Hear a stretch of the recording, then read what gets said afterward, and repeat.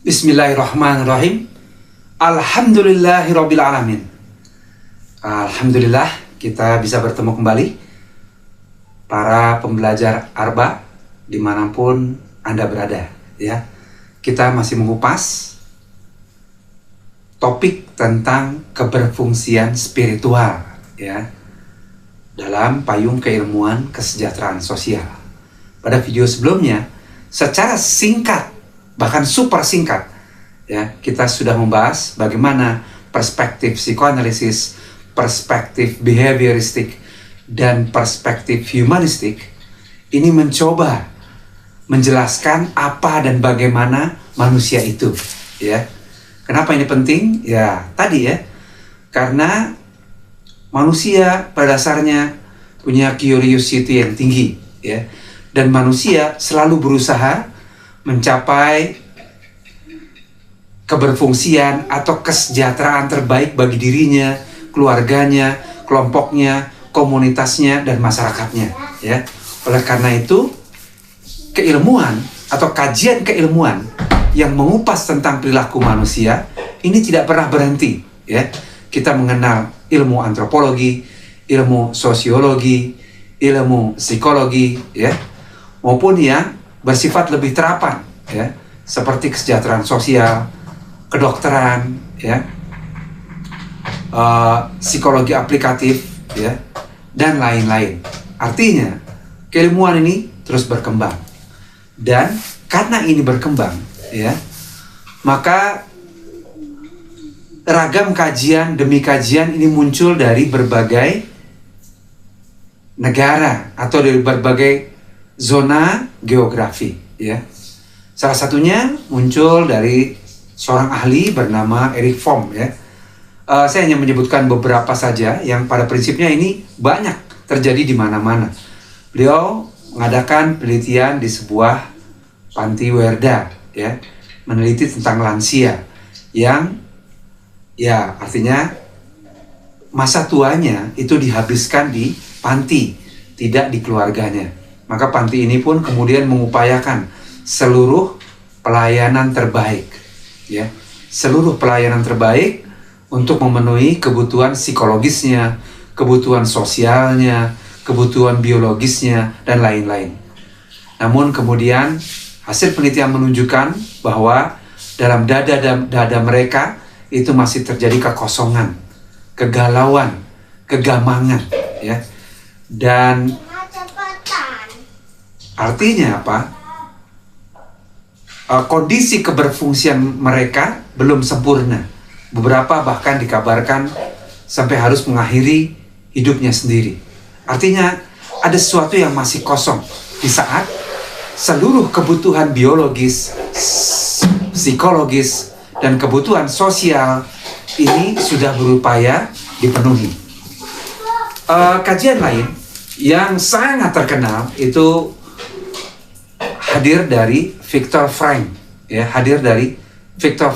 ya, yang belakangan beliau kemudian menciptakan logoterapi, ya, dan menghasilkan buku yang berjudul Man's Search for Meaning.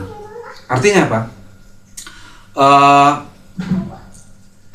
Beliau melihat bahwa kajian-kajian yang mencoba mengupas perilaku manusia sebelumnya ini belum sampai menyentuh sisi meaning, sisi makna, sisi spiritualisme terdalam dari individu, ya.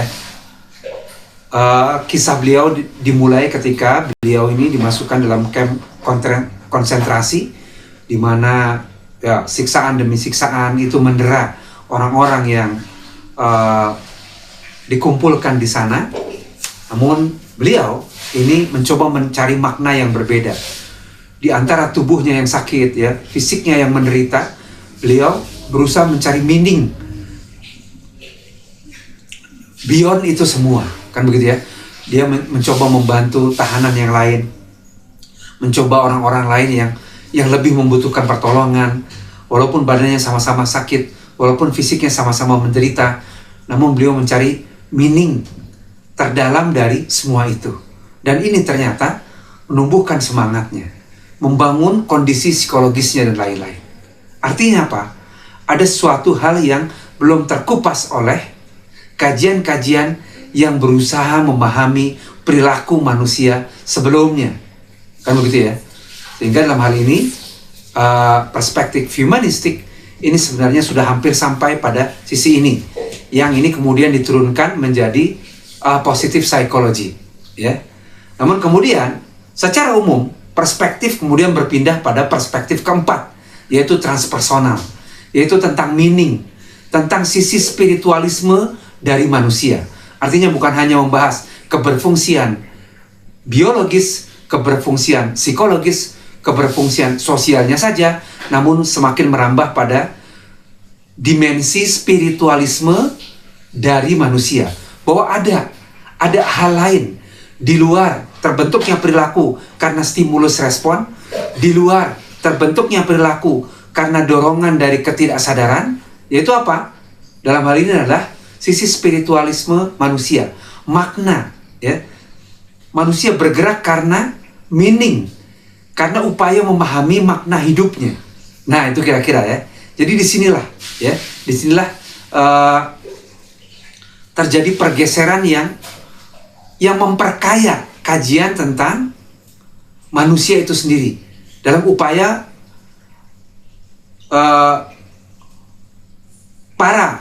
artinya para profesi ya, yang memperkaya pemahaman profesi-profesi yang bekerja untuk melayani manusia ini, ya, yaitu tadi penemuan tentang makna, ya, meaning atau sisi spiritualisme manusia yang selama ini kurang dikaji secara mendalam, ya. Artinya apa? Ada hal lain yang membangun perilaku, bukan hanya manusia berupaya memenuhi kebutuhan demi kebutuhannya. Bukan hanya perilaku itu tercipta karena manusia melihat perilaku orang lain. Bukan hanya perilaku itu tercipta karena ada stimulasi eksternal. Dan bukan hanya perilaku itu tercipta karena dorongan ketidaksadaran. Nah, ini dia.